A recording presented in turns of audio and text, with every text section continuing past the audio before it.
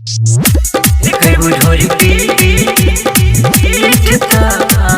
हो जाइबू मारा खेत में रे छोरी बॉडी के साइज तोहर गजबे बफी तू ही नाच के पहाड़ी जवानिया पंछी रे छोरी बॉडी के साइज तोहर गजबे बफी तू ही नाच के पहाड़ी जवानिया पंछी देखबू ढोरी पीठता देखबू ढोरी पीठता होई जाइबू मारा खेत में ही देखबू ढोरी पीठता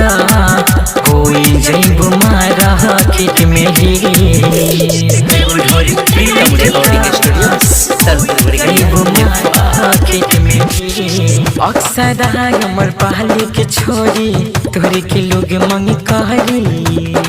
जलवा देखा के सुन रे पत्थर की मन बहलावे के पहरी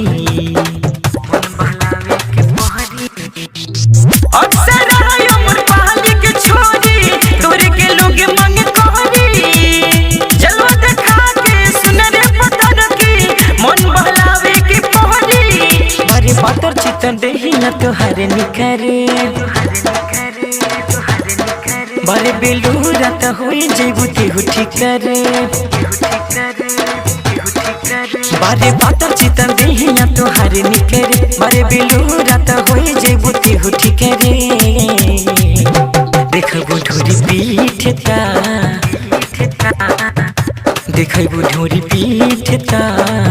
होई जइबू मारा खेत में ही देखबू ढोरी पीठता होई जइबू मारा खेत में ही देखबू ढोरी पीठता